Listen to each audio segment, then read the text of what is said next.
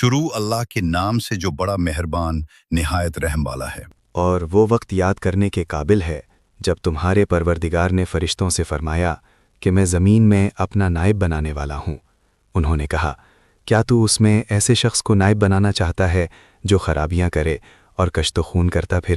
خدا نے فرمایا، میں وہ باتیں جانتا ہوں جو تم نہیں جانتے، اور اس نے آدم کو سب چیزوں کے نام سکھائے، پھر ان کو فرشتوں کے سامنے کیا اور فرمایا کہ اگر تم سچے ہو تو مجھے ان کے نام بتاؤ۔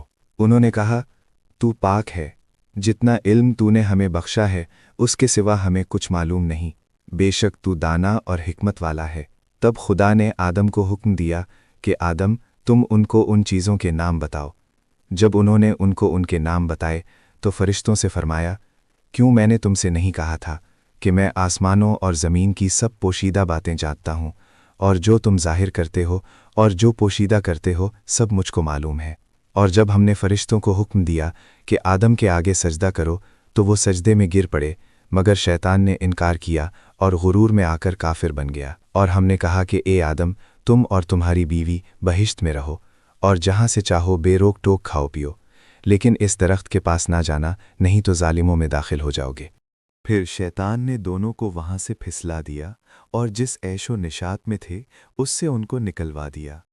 تب ہم نے حکم دیا کہ بہشت برین سے چلے جاؤ، تم ایک دوسرے کے دشمن ہو، اور تمہارے لیے زمین میں ایک وقت تک ٹھکانہ اور معاش مقرر کر دیا گیا ہے۔ پھر آدم نے اپنے پروردگار سے کچھ کلمات سیکھے اور معافی مانگی تو اس نے ان کا قصور معاف کر دیا۔ بے شک وہ معاف کرنے والا اور صاحب رحم ہے۔